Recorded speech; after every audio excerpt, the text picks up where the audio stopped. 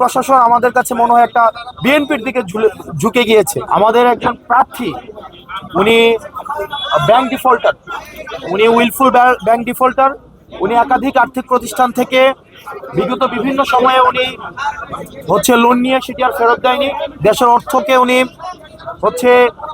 তছরুফ করেছেন এবং bank defaulter হওয়া সত্ত্বেও উনি সেটিকে এই তথ্যটি যখন গোপন করে এবং হাইকোর্ট স্টে দেওয়ার তথ্যটি যখন গোপন করে, এটি ব্যক্তিগত তথ্য গোপনের পর্যায়ে পড়ে এবং আমাদের নির্বাচনী আচরণ যে বিধিমালা রয়েছে সেখানে স্পষ্ট উল্লেখ আছে, কোনো প্রার্থী যদি ইচ্ছাকৃতভাবে তার তথ্য গোপন করে হলফনামে উল্লেখিত, তাহলে সেটি তার প্রার্থিতা বাতিলের যে বিধান রয়েছে। কিন্তু আমরা দেখতে পেয়েছি প্রশাসনের কাছে আমরা পর্যাপ্ত তথ্য প্রমাণ এবং যুক্তি উপস্থাপন করার পরেও সেখানে প্রশাসন কতটা নিরপেক্ষ আচরণ করতে পেরেছে সেটি আসলে প্রশ্নবিদ্ধ।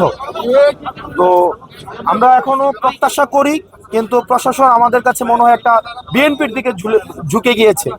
সহজ কথা, প্রশাসনের যে দ্বিচারিতামূলক আচরণ সেটি নিরপেক্ষ, সুষ্ঠু, অংশগ্রহণমূলক নির্বাচন কতটা হতে পারে সেটি নিয়ে আসলে আমরা শঙ্কা প্রকাশ করছি।